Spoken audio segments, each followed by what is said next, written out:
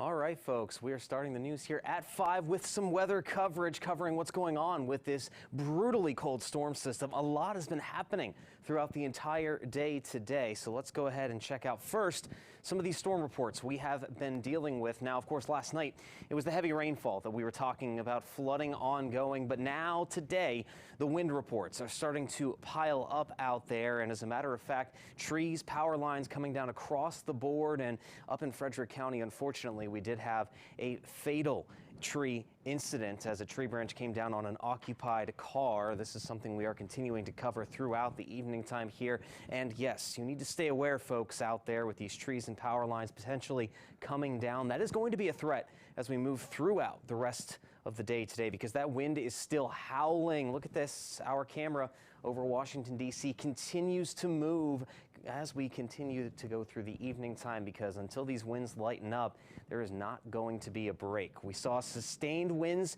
20 to 30 miles an hour. We still have those out there.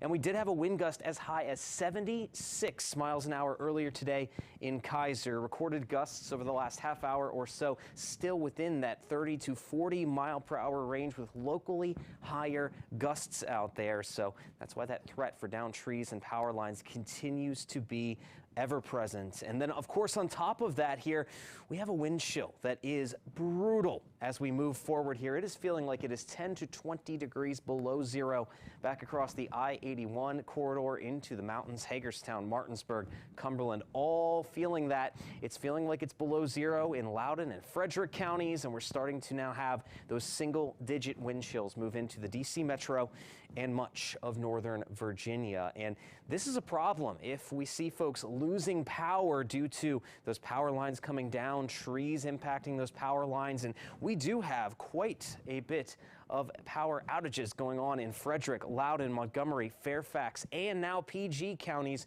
all reporting in 5,000 to 10,000 customers without power. And crews are on standby ready to assist, but this is a concern with how brutally cold it's getting. If you're stuck without power for a lengthy period of time, that can be troubling. So please continue to have a plan to stay warm, even if the power does go out here, the best you can, because look at this, no relief at all. Those temperatures continue to decline as we go throughout the evening time. And these are air temperatures, folks, dropping down toward 10 degrees by midnight tonight. You factor in the wind, that is going to be a feel-like temperature of about -5 to -10. It is going to continue to be brutally cold as we move ahead with time, with the coldest temperatures from this entire system happening here tonight. At our coldest point with that wind chill after we get past midnight, head toward the beginning of your Christmas Eve morning. We're talking still about wind chills 20 to 30 below back across the mountains to the I-81 corridor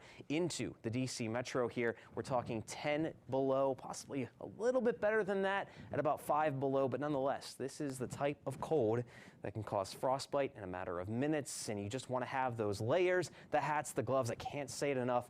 Be prepared to be bundled up out there if you have to go out and about. If you don't, stay indoors. We are going to start to see some improvement ever so gradually. When could we potentially have some of that warmer air moving into place? Well, we'll have a check for you coming up in just a bit.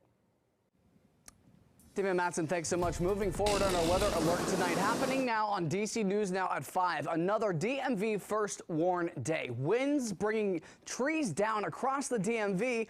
One in Frederick County, Maryland, killing a driver. Multiple trees down in other areas, including Gaithersburg, Cumberland, and Potomac.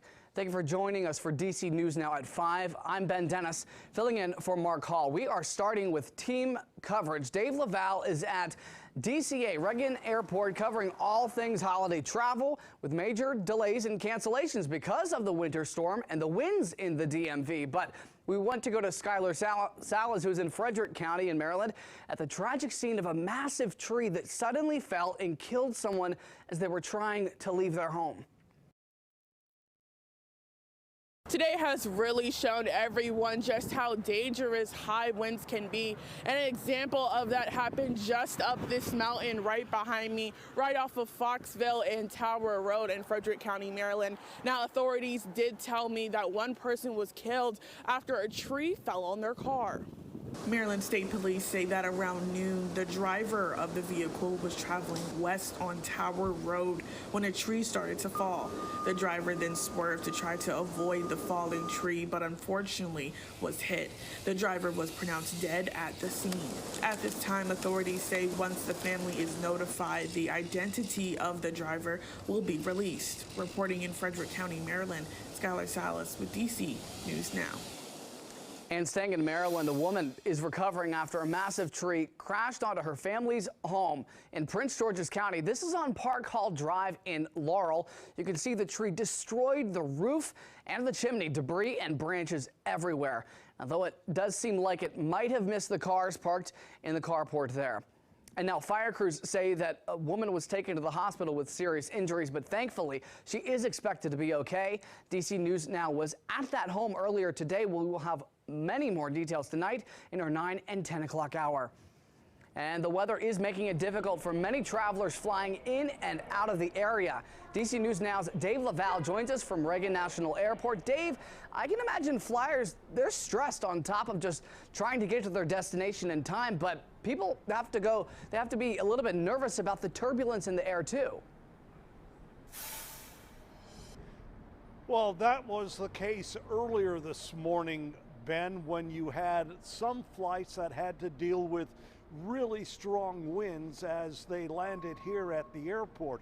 Right now, those winds have calmed down quite a bit, and we're dealing with brutally cold temperatures out here. We checked in with the airport just a few moments ago. The wind chill factor right now, we're told, is 6 degrees. It feels like I'm back in Alaska, and I was not ready for it even with what I'm wearing. But even though the winds have died down considerably since earlier this morning, many passengers are dealing with other challenges. Since yesterday, or really since Wednesday. That's how long the Hyla family of Fairfax has waited to fly to Canada to visit family. Cancellations at Reagan National Airport delayed their journey. We had a flight yesterday around like 5 or so, but then that got canceled, or at least it got delayed to the point where we were supposed to fly to Charlotte, and then it got delayed to the point where when we would land is when we would need to board our connecting flight. The Hylas are not the only ones waiting to leave. My flight home back to Iowa got delayed, it got delayed and then delayed again and then finally canceled while I was on the train ride over here. Reagan National dealt with 235 cancellations by late Friday afternoon to go along with 224 delays. That's according to FlightAware.com. It also reported 85 cancellations at Dulles International Airport and 144 delays. Honestly, very frustrating. Yet others take it in stride. I'm just grateful right now that God has blessed us to get here at this point, and He'll carry us through till the next one. Amen. We are elated. We don't care where we are, just as long as we're together. This is all just a part of traveling if you're a Midwesterner. The cancellations, the snow delays, the cold. It's just all, you just got to take it with a grain of salt and just wake up the next day and hope you can make it. Meanwhile, Baltimore-Washington International Airport has dealt with 109 cancellations so far and just over 167 delays.